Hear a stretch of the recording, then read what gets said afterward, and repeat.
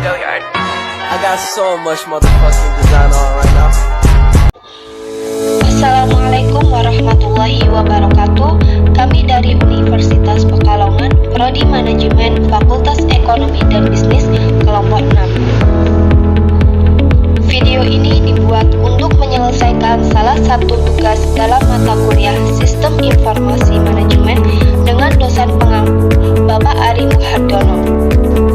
Kami dari kelompok 6 yang terdiri dari 6 anggota kelompok yang masing-masing bekerja sama dalam memenuhi tugas dengan 9 poin materi.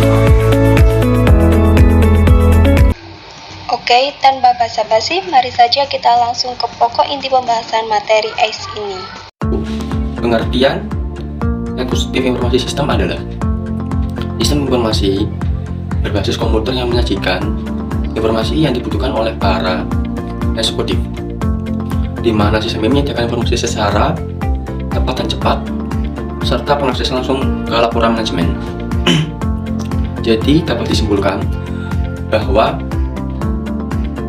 AIS adalah suatu sistem yang dikhususkan bagi manajemen tingkat atas senior untuk pengambilan kegiatan ataupun perencanaan strategi.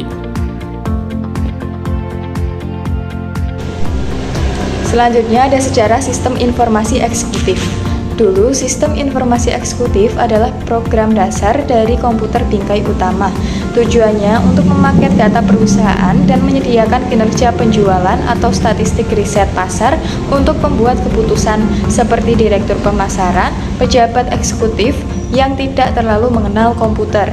Tujuannya yaitu untuk mengembangkan aplikasi komputer yang disorot informasi untuk memenuhi kebutuhan para eksekutif senior.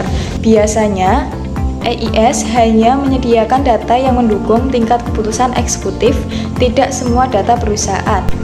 Sekarang, penerapan AIS tidak hanya dalam hierarki korporasi yang khas, tetapi juga di tingkat perusahaan yang lebih rendah, seperti beberapa klien layanan perusahaan mengadopsi sistem informasi terbaru perusahaan. Karyawan dapat menggunakan komputer pribadi mereka untuk mendapatkan akses ke data perusahaan dan mengidentifikasi informasi yang relevan dengan pengambilan keputusan mereka. Peraturan ini menyediakan informasi yang relevan dan atas tingkat lebih rendah di perusahaan. Selanjutnya ada komponen AIS. Yang pertama yaitu perangkat keras atau hardware. Pada perangkat keras terdapat 4 komponen yang dibutuhkan, yaitu perangkat input, unit pemrosesan sentral, file penyimpanan data, serta perangkat output. Selain itu, hardware juga mendapat dukungan penuh dari LAN atau Local Area Network untuk beberapa produk AIS pada jaringan workstation yang tersedia. Yang kedua, ada perangkat lunak atau software. Untuk perangkat lunak sendiri juga tersusun atas 4 komponen penting, yaitu teks, database atau basis data, visual grafik, dan basis model dari AIS, yang mana software sangat berperan penting dalam proses mengintegrasikan data ke dalam sebuah sistem. Yang ketiga, ada antarmuka pengguna atau user interface. Fungsi utama dari penerapan AIS ini adalah untuk mengambil data yang relevan untuk dapat mengambil keputusan seefektif mungkin, sehingga antarmuka pengguna atau sering disebut dengan UI akan sangat berguna pada tahap development. Keempat, ada telekomunikasi.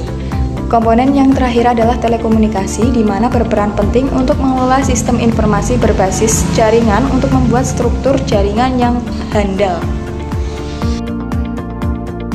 Selanjutnya, ada aplikasi AIS. AIS membantu eksekutif menemukan data yang sesuai dengan kriteria yang ditetapkan pengguna dan mempromosikan informasi berbasis wawasan dan pemahaman.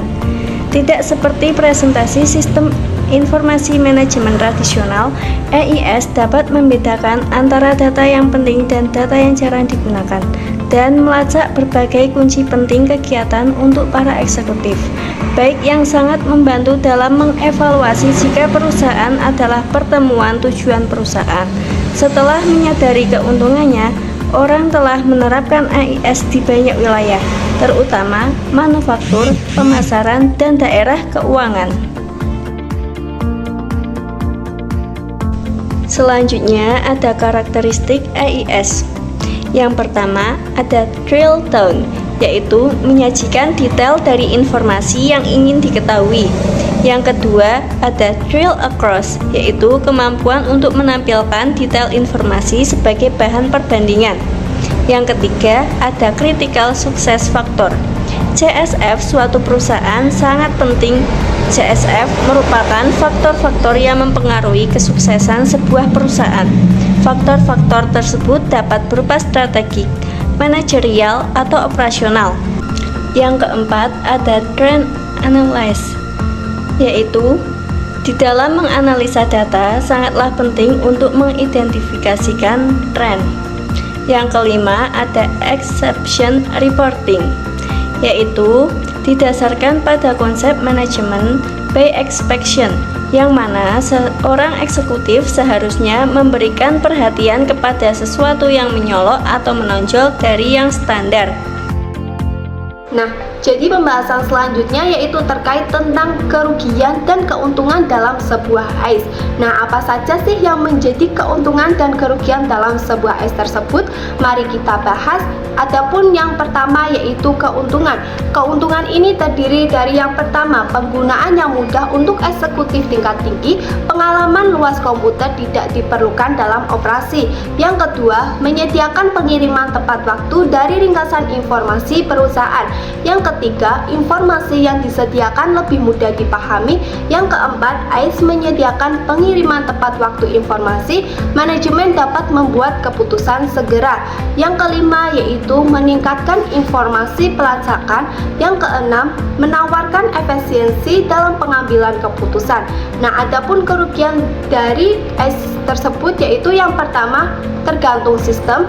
Yang kedua, fungsi terbatas dengan desain. Yang ketiga, informasi yang berlebihan untuk beberapa manajer. Yang keempat, sulit untuk mengukur manfaat. Yang kelima, biaya operasional tinggi. Yang keenam, sistem dapat menjadi lambat, besar, dan sulit untuk dikelola. Perlu proses internal yang baik untuk pengelolaan data kurang dapat diandalkan dan pengamanan data yang kurang. Selanjutnya yaitu implementasi dari AIS seperti yang dapat dilihat contoh gambar di atas ini. Dan berikut ini merupakan langkah-langkah pengimplementasian AIS, yaitu yang pertama, membangun data warehouse yang lengkap dan efisien. Yang kedua, membuat prototipe AIS, membuat desain eksperimen dari seluruh atau sebagian sistem untuk menguji cobakan prosedur atau prinsip, teknik atau tool tertentu. Yang ketiga, membuat dokumentasi pengembangan AIS untuk tiap tahap pengembangan, menggunakan dukungan otomatisasi kantor seperti email, scheduler, dan lain sebagainya. Oke, jadi bagian saya menjelaskan tentang variabel pengukur kesuksesan AIS. Jadi untuk mengukur kesuksesan sistem informasi eksekutif harus perlu didefinisikan terlebih dahulu variabel-variabel pengukurnya dan variabel penelitiannya. Beberapa variabel pengukur kesuksesan SIE adalah sebagai berikut. Pertama, kualitas informasi dihubungkan dengan kualitas dari keseluruhan sistem informasi eksekutif. Konstruk ini berhubungan dengan isu-isu semacam relevan, ketepatwaktuan, dan akurasi dari sistem informasi yang dihasilkan oleh AIS. Kedua, ada kepuasan pengguna dihubungkan ke respon penerima dari pengguna keseluruhan sistem informasi. Tiga, ada pengguna SIE didefinisikan sebagai konsumsi penerima dari keluaran suatu SIE atau penggunaan juga berarti menerapkan sistem informasi. Selanjutnya ada dimensi dampak individual. Dimensi dampak individual didefinisikan oleh Dillon and McLean sebagai efek dari informasi terhadap perilaku penerimanya. Mengikuti Ledner dan Elam 1994 sampai 1995, penelitian ini menggunakan 3 variabel untuk menganalisis pengaruh EIS ke individual, yaitu kecepatan dari identifikasi masalah, speed of problem identification, didefinisikan sebagai lamanya waktu antara pertama kali muncul dengan ketika pertama kali didefinisikan. Selanjutnya ada kecepatan dari pengambilan keputusan, speed of decision making, didefinisikan sebagai waktu ketika pengambil keputusan menyadari kebutuhan untuk mengambil beberapa keputusan sampai ke waktu ketika melakukan pertimbangan atau judgment. Selanjutnya adalah perpanjangan dari analisis atau extent of analysis, didefinisikan sebagai waktu yang dibutuhkan untuk menghubungkan gejala-gejala untuk mendapatkan akar dari penyebab masalah dan usaha yang diperlukan untuk menghasilkan solusi. Selanjutnya ada dimensi dampak organisasional.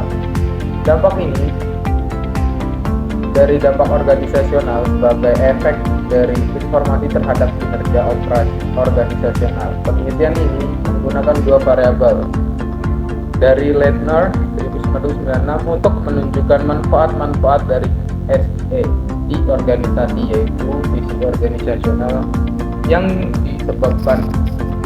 disebarkan dan efektivitas pengambilan keputusan organisasional. Selanjutnya ada tren masa depan dari sistem info eksekutif masa depan tidak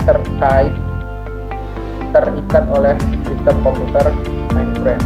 Tren eksekutif ini gratis dari belajar sistem operasi komputer yang berbeda dan secara substansial mengurangi biaya operasional karena tren ini termasuk menggunakan aplikasi perangkat lunak yang ada eksekutif. Tidak perlu belajar bahasa baru atau untuk paket ES. Nah, dari pembahasan tersebut dapat disimpulkan bahwa sistem informasi eksekutif merupakan salah satu sistem yang digunakan untuk membantu kegiatan manusia menjadi lebih fleksibel dan mampu memberikan keputusan dalam proses pengambilan keputusan yang dibuat oleh tim. Komponen utama dari sistem ini terdiri dari hardware, software, basis data, dan user interface. Aplikasi SIE mampu membantu pekerjaan dalam bidang keuangan, manufaktur, serta pemasaran. Oke, sekian dari saya tetap kalau ada kesalahan.